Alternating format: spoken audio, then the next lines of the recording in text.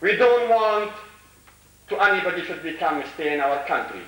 We want Afghanistan for Afghanistan. We want Poland to be a Poland. We want Hungary to be Hungary. We want the Turkestan to be a Turkestan. We want the Ukraine to be a Ukraine.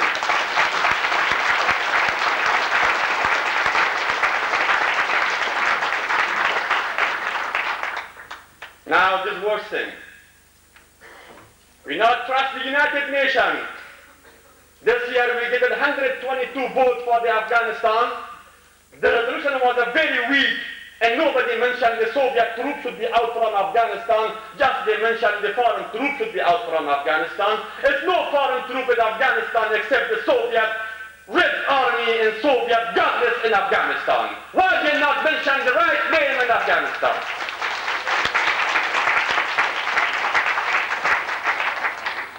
My brothers and sisters, I'm sorry to everybody talking very good. One thing I tell you, now is the worst thing in Afghanistan. They took our children by force, sent them to the Soviet Union to brainwash them. Besides to brainwash them, they are training very well.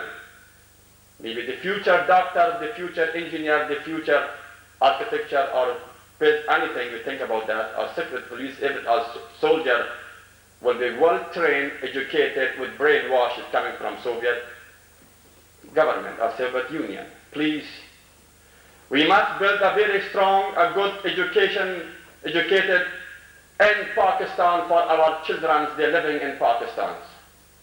Or we send them to the Western country for well educated. Not to become a westernized, to keep in the same Afghan tradition and same Afghan cultures. And to be well educated, should be sent them back to Afghanistan to do something.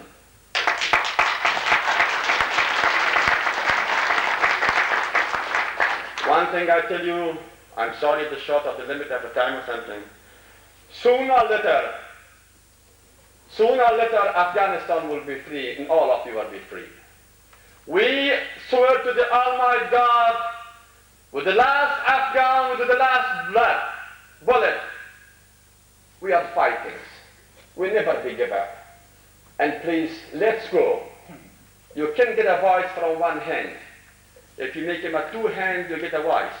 Let's go side by side, hand by hand, work together, fight together, and we will get it our independence and freedoms. And one day, all of us, we will be celebrated and all over entire the world to the freedom from all the nations, from all the subjugation nations. Afghanistan is never the captive nation. We are not a captive nation. We are fighting. Our fight is now 3 years more than the First World War I and 2 years more than the Second World War II.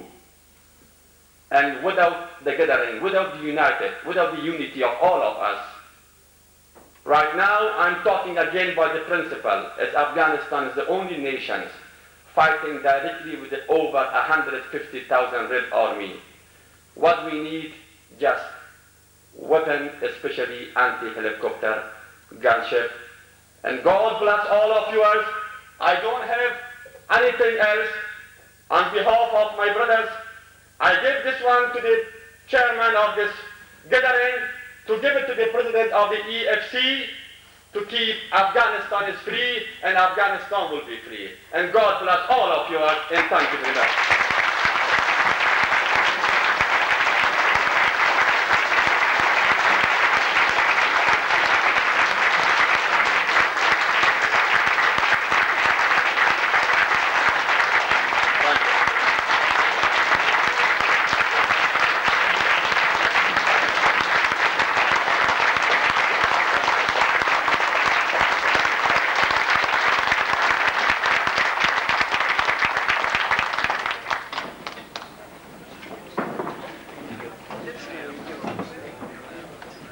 Ladies and gentlemen,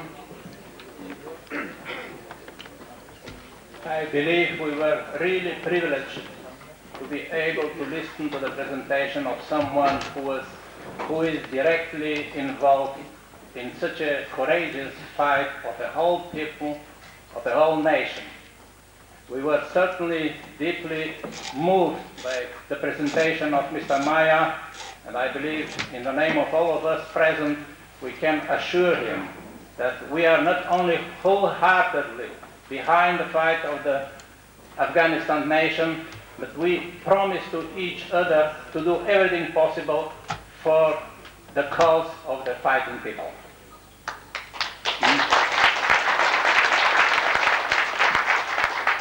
May I ask the next speakers to limit their presentation to between 5 and 7 minutes, because we are lacking time. And I will go to the next one because he is pressed to leave the meeting, and this is Mr. Sorokovsky from United States.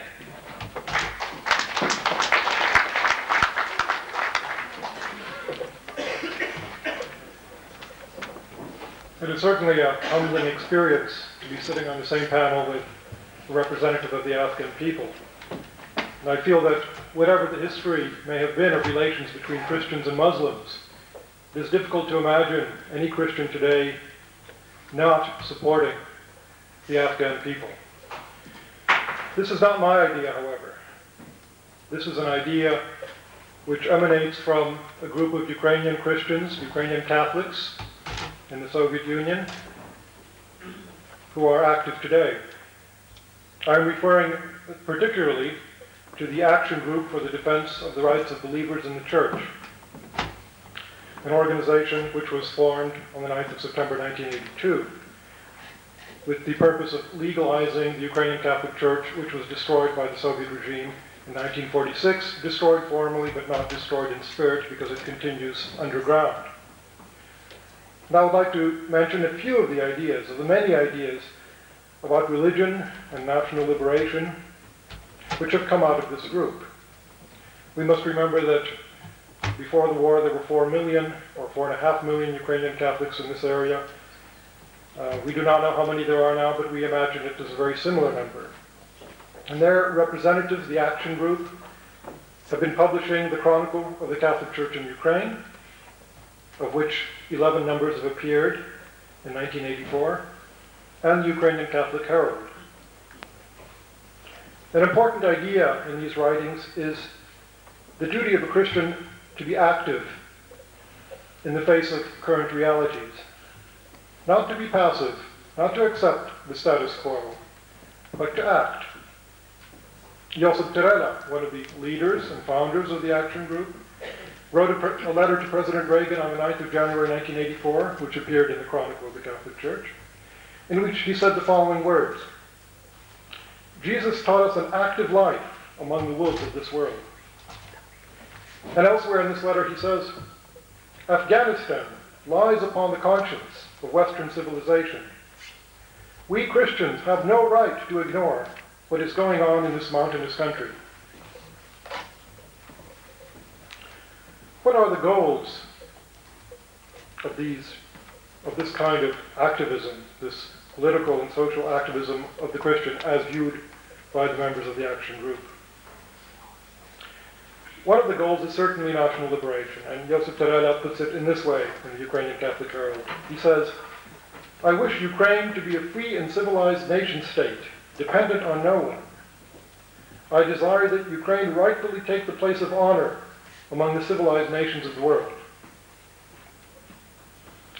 And in speaking about the Ukrainian Catholic Church and the possibility of its eventual revival and full freedom, he says, the church will function freely when Ukraine becomes an independent state. Also on the question of legalization of that church, he has the following to say: when the Ukrainian SSR will in reality be a sovereign republic, that is, when we will solve our problems by ourselves, without Moscow, then everything will fall into place. In other words, the freedom of the church depends upon the freedom of the nation. By what means, however, is this liberation to be achieved? There are many, many means, of course. An important principle that we see in the Chronicle is the role of the church as a moral and ethical guide in times of crisis. as a moral and ethical guide to the revival and development and liberation of a nation. In an essay, an anonymous essay, called "Will the Soviet Empire Last Another 300 Years?" we read the following words: "Any national movement is condemned to failure if it is not based on the Church." Thus we see that the Church is a guide and it is also a foundation for national liberation. But on the more specific question of tactics, I quote you again from the Ukrainian Catholic Herald. "Every Ukrainian has the sacred right to struggle for the freedom of Ukraine by whatever method his heart commands." As a Christian, says Josip Terela, I denounce terror. But he also points out that people like his brother Boris Terela, who died on the 10th of June 1982 in a shootout with the KGB, was no terrorist. He acted in self-defense because nobody invited the Soviet regime to come into Ukraine.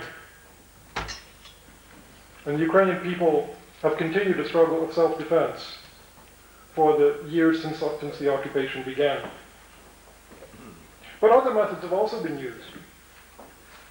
We know, for example, that massive resistance, massive protest against the Soviet policies have been shown in Ukraine. Hundreds of people have returned their internal passports, those identification documents which by Soviet law are required of all citizens.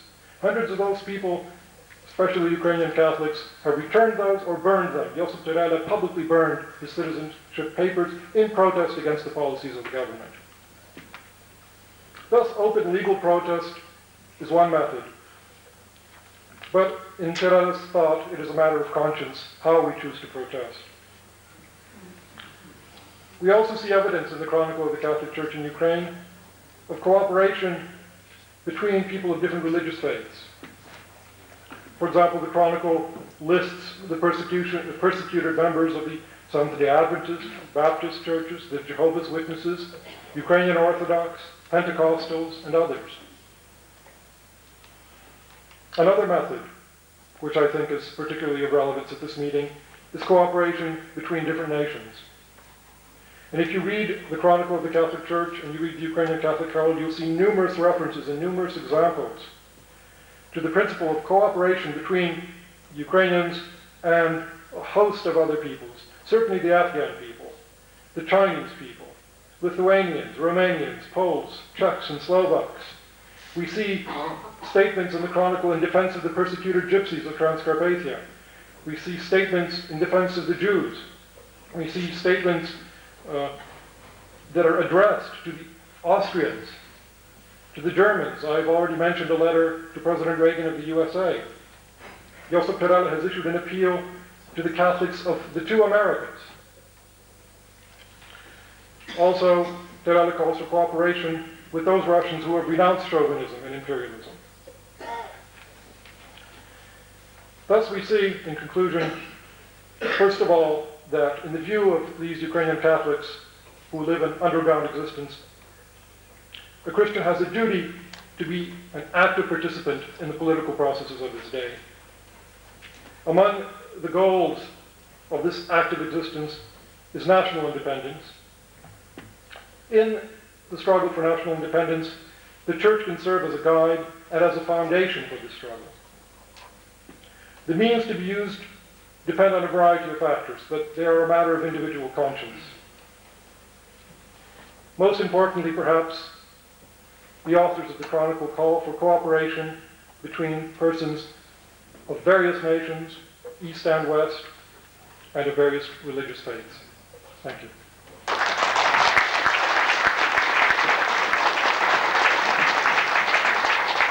We certainly can be thankful to some of the ideas which were presented by Mr. Sorokovsky. And now I would like Mr. Soldato from Estonia to take the floor.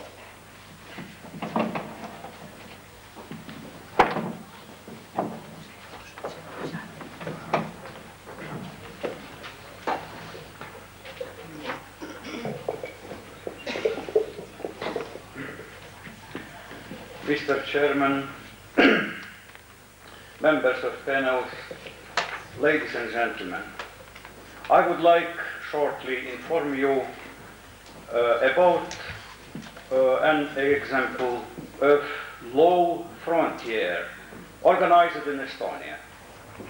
In Estonia, at the end of the 60s, a group of individuals believing in the principles of national independence, democracy and human rights formed an illegal organization called the Democratic Movement of Estonia, DME. The organization's goals included the restoration of the Republic of Estonia and guarantees for a free society and human rights. I was only one of many who participated in the formation of this group and in the development of its program. I also co-edited the underground journals, the Estonian Democrat and the Estonian National Voice. At the end of 1972, we composed two appeals, a memorandum to the United Nations General Assembly and a letter to the United Nations Secretary General, Kurt Waldheim. The both documents were later transmitted to the West and delivered to United Nations headquarters. These appeals called for the restoration of freedom and independence for Estonia, asked for support from United Nations.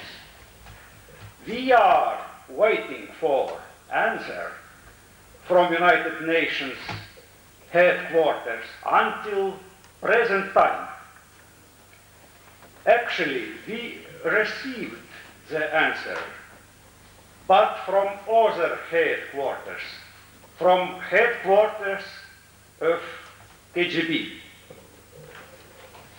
I would like underline that one of the founders of the democratic movement of Estonia, the outstanding strategist and organizer of our underground group, was Artyom Yuskevich, an Ukrainian born in 1930 in the Lutsk district, West Ukraine. Between the ages of 14 and 18, together with his relatives, he helped the armed resistance movement in Ukraine, the Ukraine Insurgent Army. In post-war time, many of his relatives were repressed and executed by Soviet authorities. Later, he went to Estonia, where in the late 60s he took part in the freedom movement of Estonia.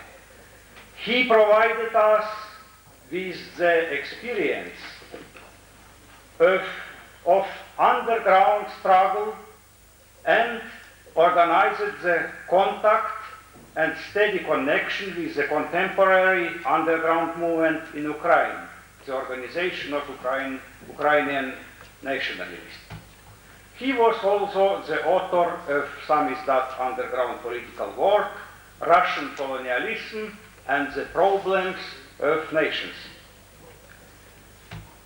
The activities of the DME also included cooperating closely with the national movements in Lithuania and Latvia, with human rights activists in Leningrad and Moscow. Close contacts were also maintained with members of religious movements.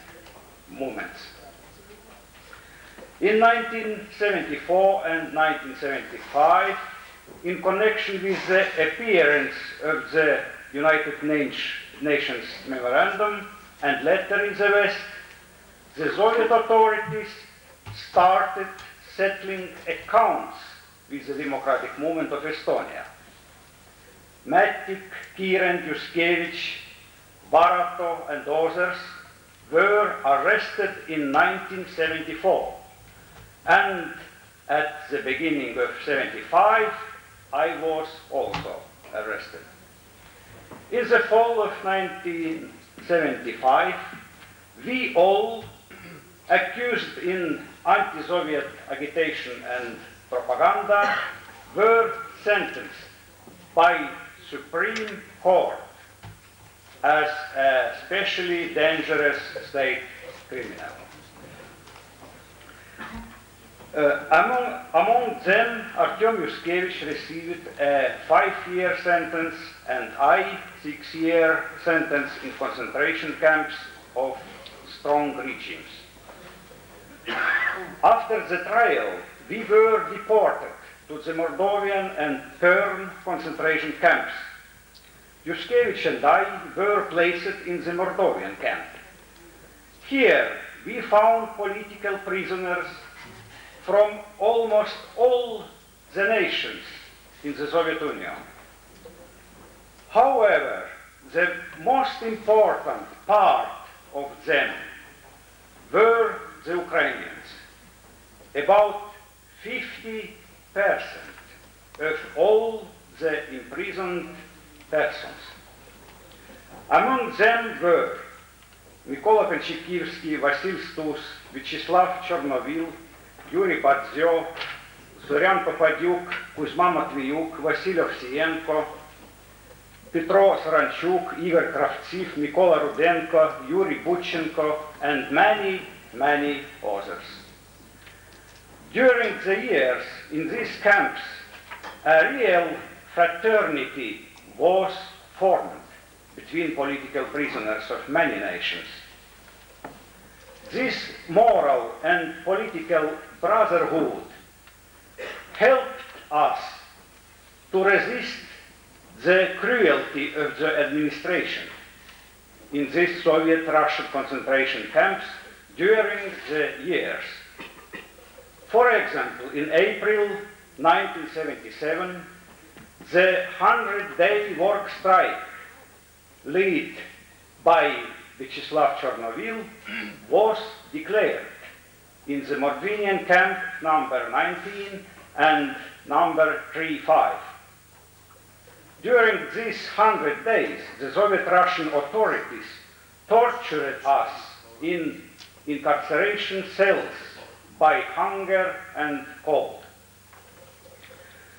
My closest friend during my term of imprisonment was Ukrainian freedom fighter and excellent poet Vasil Stus.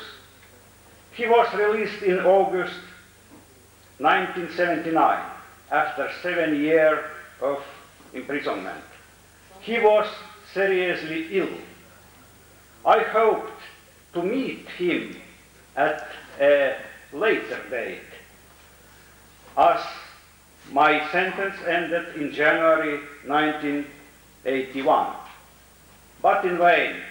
In May 1980, while I was still incarcerated, he was rearrested in Kiev by KGB and later sentenced to 15 years of deprivation of freedom. On September 4th of this year, this outstanding Ukrainian patriot and poet by the grace of God died in the Perm special regime camp. The Soviet Russian organs of punishment slowly killed this Ukrainian martyr and prisoner of conscience. Activities in Estonia did not subside after the arrest of the Democrats. On the contrary, the struggle for freedom continued.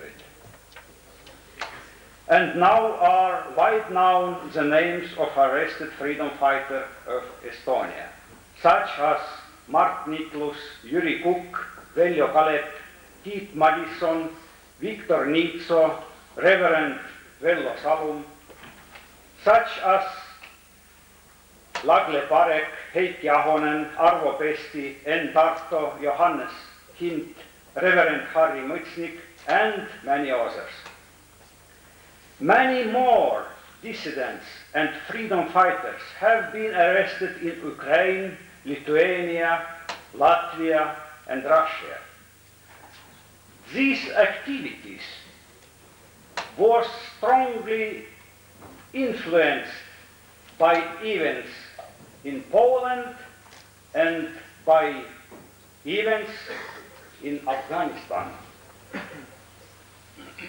The political opposition movement in Soviet Union, including the democratic movement in Estonia, has not yet become strong enough to replace the existing totalitarian regime with a democratic system and regain national independence. In order to achieve such an aim, in Estonia and elsewhere, the opposition movement must expand its geographical base and receive necessary moral, political, and logistical support from the West.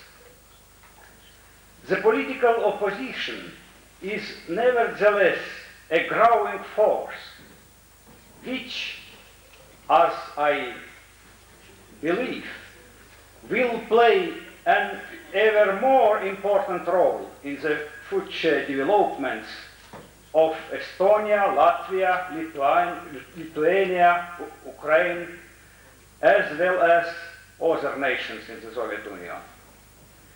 Working underground, the political opposition cannot always openly declare itself, and even when news does reach the West, some forces seem to prefer the maintenance, the support of the status quo in Europe. As for the details of my personal situation, in the fall of 1976, my son Alexander was arrested on false charges and sentenced to 5 years of imprisonment. This was an attempt to force me to recant my positions and ask for mercy from the Soviet government. This plan, as many other provocative plans, didn't succeed. At the end of my sentence in January 1981, I went to live with my wife in Tallinn, the capital of Estonia. At that time, I was placed under official surveillance and my movements were restricted. In May 1981, my wife and I were forced to leave the Soviet Union within 6 days as persona non grata. My son, who has finished serving his sentence, is now not allowed to leave the Soviet Union, as well as my mother, to join us in West Germany. I feel that the Soviet authorities are holding my son as a hostage in an attempt to force me to be silent. In closing, I would like to say that we, Democrats of many oppressed nations in the Soviet Union, are deeply convinced that the underground tactic in the struggle for freedom and independence of nations subjugated in the Soviet Union has to be and will be the most successful one under the present conditions of Soviet Russian totalitarian regime. I would like to say also that despite all the aforementioned difficulties, the fight for national and human rights the fight for national independence and self-determination in unity of all captive nations will continue. And we are convinced that in such moral and political union, in such a freedom front of oppressed nations, supported by all free nations in the world, we will be victorious in our struggle. Thank you very much for your attention.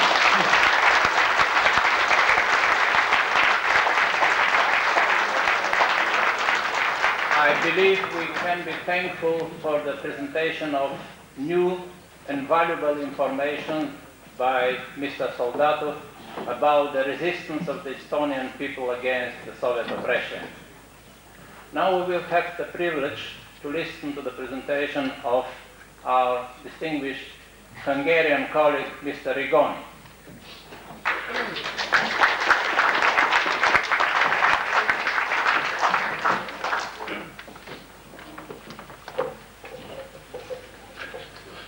Mr. Chairman, ladies and gentlemen, the current situation in Hungary is somewhat special within the Soviet bloc. It is a relatively small country with no ethnic problems. It consequently shows a spirit of unity in the various fields confronting the satellite countries. Just after the Second World War, and despite the fact that Hungary has finished it on the Allies' side, about 300,000 Hungarians have been deported to the Soviet Union, mainly to Siberia. During the following years, on account of the harsh Soviet terror, the nation was step by step losing its identity, which logically led to various deep reactions ranging between fear and hate, whence a tendency to nihilism, making up the nation at the same time internal emigres. It was this loss of sense of finality which, in our normally peaceful people, created a tendency to social and political instability. These reacted at the first opportunity into open violence. It happened in 1956. The Hungarian Revolution resulted in heavy casualties.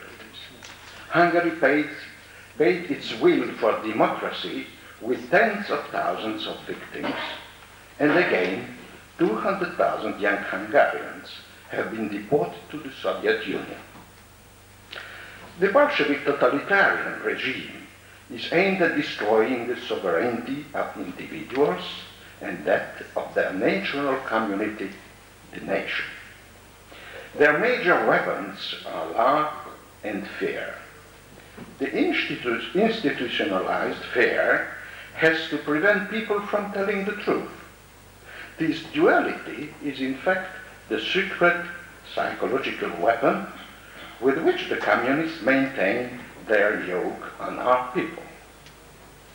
In the last decade, in order to avoid new violence in Hungary, the communists allowed an opening toward relaxed economic structures, to the so-called new economic mechanism. The aim was to placate fresh revolutionary tendencies which began to grow again. At the same time, the minimal rights for small individual enterprises were completely neutralized by the credit possibilities entirely in communist hands, as well as other administrative limitations ensuring a complete Marxist ideological control. At the same time, the practically inhuman working and taxation conditions of these so-called free entrepreneurs should have shown the people that this alternative to communism is even harder to support than the truly Marxist way of life. Consequently, for the communist nomenclatura, the goal with the new economic mechanism was threefold. First, give the people an opportunity to be different by authorizing a limited economic freedom. Number 2, get more taxes paid, enabling the budget to fill the endless deficits of the state-owned enterprises. And number 3, through the extremely harsh working and living conditions of the so-called free entrepreneurs, show the people that it is without any real interest for a normal individual to struggle on any level for a free economy and its normal result, political democracy. But again, the ideologists were wrong.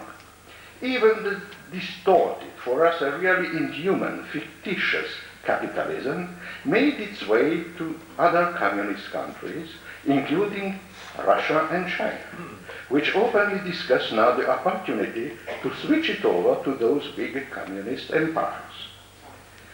It is proving one truth. The communist economy is in reality already dead. The Soviet bloc is confronted with an economic disaster. Its leadership lost all credibility, and the communist empire is collapsing spiritually and materially. The tens of millions of alcoholics of Gorbachev are only one of the symptoms of this great human catastrophe. In 1917, a gang of terrorists took hostage a whole empire, in which up to now the simplest human rights are forbidden. What will give us the post-Yalta and post-Helsinki possibilities, in principle recognized by Moscow? It is up to us to find the right reaction at the right moment. We have to be prepared for any action, at any time. This is the only way for the liberation of our nations. Thank you.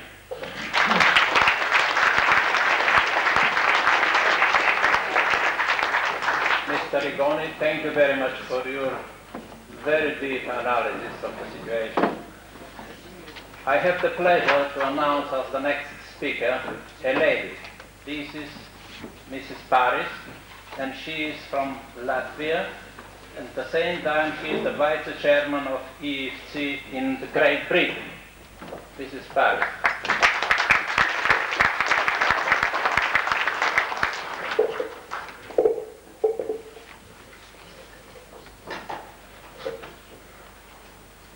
Honorary President, delegates, guests. The soul of every nation lives in its cultural heritage. Destroy the soul and the nation dies. The Russification policies aimed at the Latvian nation by the Soviets are hoping to do just that. Currently, in Latvia, from all important government offices, Latvians are removed and replaced by Russians. So the most important task for Latvians in Latvia, as well as in exile, and indeed for all subjugated nations, is not to allow the Soviet dictatorship to act in silence and secrecy. And having listened within these walls, speeches yesterday and today, I do feel reassured that this will not happen. The history of Latvia's years of independence and the unlawful Soviet occupation has been discussed at many international conferences before, and indeed I had it heard mentioned today. I would like to concentrate on the national liberation movement in Latvia. But I cannot bring you up to date what the movement is doing in Latvia at the moment, because it would not help the movement. So in spite of all the difficulties the movement has to face, it has not been discouraged or broken. Latvian people have never submitted to the loss of their freedom, and they have never accepted Soviet rule as either legitimate or permanent.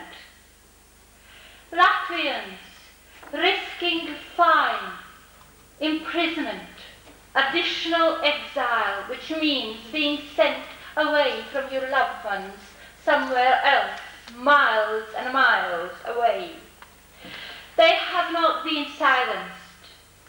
Countless anonymous individuals spontaneously, unorganized act by painting slogans, defacing the communist leaders' statues, placing flowers on graves of Latvia's freedom fighters, and burning candles in public places commemorating Latvia's Independence Day in November. Other manifestations of protest include gathering of people, singing patriotic songs, youth unrest, and unfolding of the forbidden Latvian flag has taken place. The current youth unrests, which were reported in the Western press, were very sad indeed, because the police was very harsh. And according to the news from Sweden, which we received not very long ago, we are told that the police beat the youngsters about the kidneys till they vomited blood, and their parents lost their jobs. Latvian resistance started to gather momentum in 1972, when a letter written by 17 Latvian communists was sent to various communist parties of Western Europe and to the UN, protesting Russification measures in Latvia, such as massive influx of Russian settlers, distortion introduced in education, cultural life, and the media, and also overwhelming presence of the Soviet Red Army on the Latvian soil. In 1975, 6 underground organizations from the Baltic states sent a letter to the Baltic Conference expressing disappointment that the participating nations in a Helsinki conference did not display stand against the Soviets regarding the Baltic states. In 1976, political prisoners signed an appeal asking the reader to assist them by demanding that the Soviet Union complies with Helsinki Accords. 1977, an underground publication appeared announcing and informing a committee of national movement was formed in all of the Baltic states, and a petition signed by 45 Balts, including Latvians, was sent to the United Nations governments of both German states and other Western governments, demanding the annulment of Molotov-Ribbentrop Pact. Many, if not all, of the signatories have now been arrested and are sentenced. 17 Latvian athletes sent a letter to the Sports Association of the Free World urging to boycott Olympic Games in the USSR. We translated this letter in English, and the media was helpful, and it was printed in a newspaper. In 1980, Latvian Independence Movement and Democratic Latvian Youth Movement Committee submitted a brief to the Madrid Conference of Helsinki Accords, asking the delegates of the conference to turn their attention to the tragedy of Latvia. Also, in 81, they sent an appeal to Latvians in exile, asking to do everything possible in their power to see that freedom is restored to Latvian nation. Ladies and gentlemen, we are engaged of doing that. 20 Balls dispatched a telegram to the Polish Solidarity leader Lech Walesa expressing their support to his cause. And in 1980s, Latvian Information Services was established to report human rights violations and to supply information the Soviet regime did not wish to disclose. And in October 81, 38 Baltic nationals sent an open letter to the Northern European governments suggesting the inclusion of the Baltic Sea in the Northern Nuclear-Free Zone, as Mr. Brezhnev had proposed such a zone for Denmark, Iceland, Norway, and Sweden.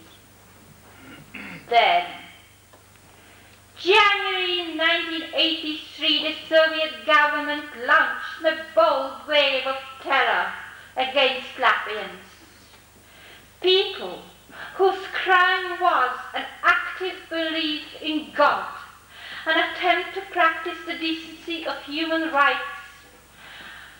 Many are labeled as outcasts, subjected to searches and other forms of harassment and intimidation. The World Federation of Free Latvians have prepared a booklet which is called Latvian Descent, and I just presented it to Sir Bennett. This booklet contains case histories of the 1983 Soviet campaigners who were silenced for their political dissent in occupied Latvia. Mr. Gorbachev complains that the West is interfering in the internal affairs in his country. I wish to draw his attention to the fact that he is doing just that in my country.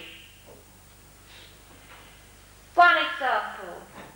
For what purpose is there a need for military training with live ammunition to be a part of a school curriculum? There have already been fatal accidents in Latvian schools. Recently, I felt disturbed by Mr. Reagan's soft treatment and speech to the USSR before the Geneva talks took place. Quote, he said, "We do not want to change your system, although we don't like it. And don't try to change ours." Unquote. To hear that, I felt an immense anger. How can he say that? But then, I am British now, and the British democratic calm descended upon me. And so, I would say to Gorbachev and to all his apostles, if the Russians want your system, and if they are so proud of it, keep it. But get out of my country!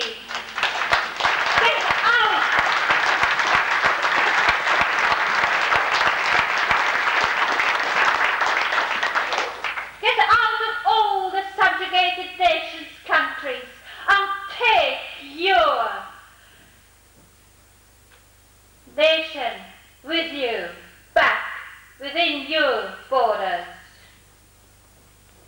Let there be a map of Europe showing every independent country with their proper borders, and let there be free and independent nations living in them. Once more, we are not, and we are never going to be, the Soviet folk.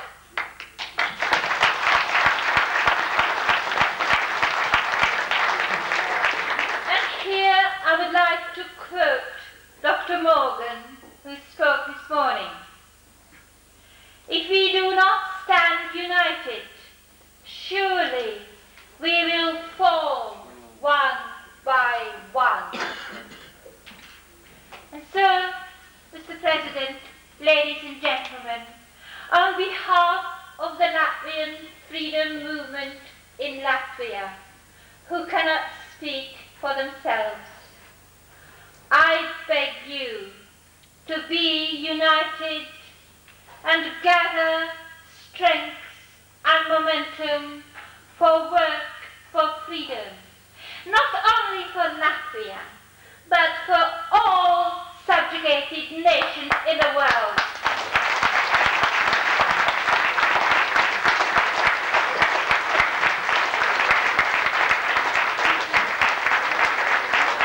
Mrs. Paris, we are grateful for your moving presentation. My next announcement is of more happy nature. We have coffee break, but please only 15 minutes. Thank you.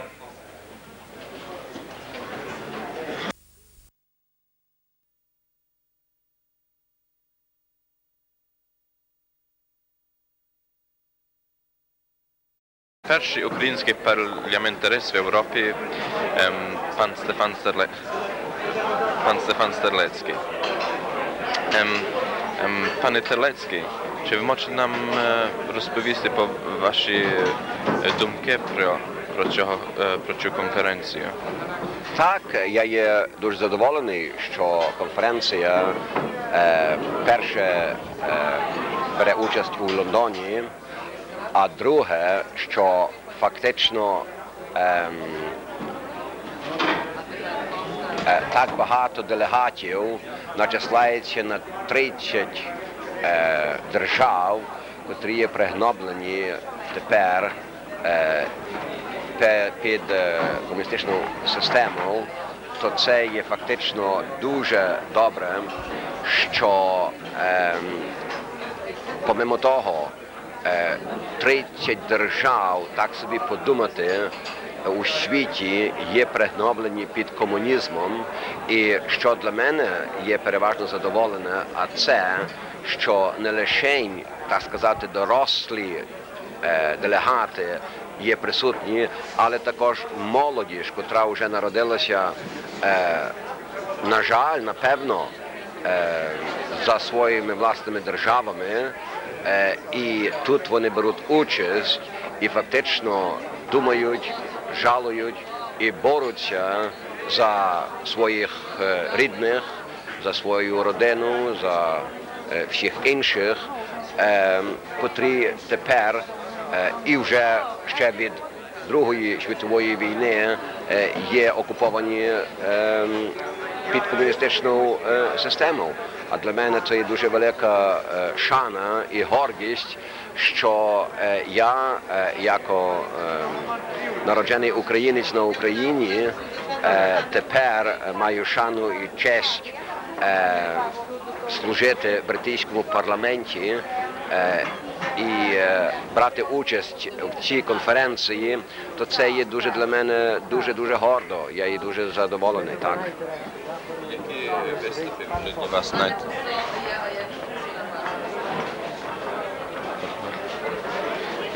Які виступи були для вас найцікавішими? Всі, фактично, я не можу так висловити себе індивідуально, але я мав спеціальну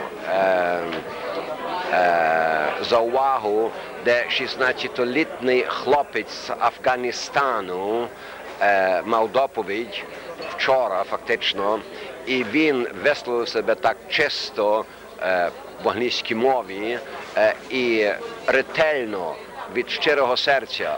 А це для мене то було дуже так симпатичне відчуття до нього, бо це, я пам'ятаю, як я був 16-літнім хлопцем і фактично 14-літнім хлопцем, як мене нацисти відлучили від моїх родичів на Україні, і я попав в табори концертинні в Австрії фактично. І це мене трошки так взяло під серце фактично. А помимо того, всі інші делегати, всі інші доповідачі, котрі мали промови, то всі однаково, так сказати, думають про одне і домагаються про одне, а це визволення самостійності для своїх держав. Під час конференції ми чули багато про радіопрограми в Україну. Треба більше ці радіовеселення перебільшувати. Чи ви думаєте, власне, чи можу вас спитати, що ви робили в тому заході в парламенті? Так, щодо радіопередачі, а це BBC радіопередачі до України, я вже торкав цю справу в парламенті з своїми приятелями, і вони годяться, щоб така передача на Україну фактично в українській мові йшла. Бо я підчеркую їм це, що 50 мільйонів українського народу повинні мати цей вплив і привілей, щоб BBC радіо передавала булетин до українського народу на Україні. І щодо кошту, то фактично є взагалі неважне, бо BBC має бюджет округло 75 мільйонів фунтів річно, а передача BBC до України в українській мові не коштувала більше, ніж 100 тисяч фунтів річно. Так що я буду старатися тепер ще більше і також мати зустріч з міністром закордонних справ, йому цю справу представити.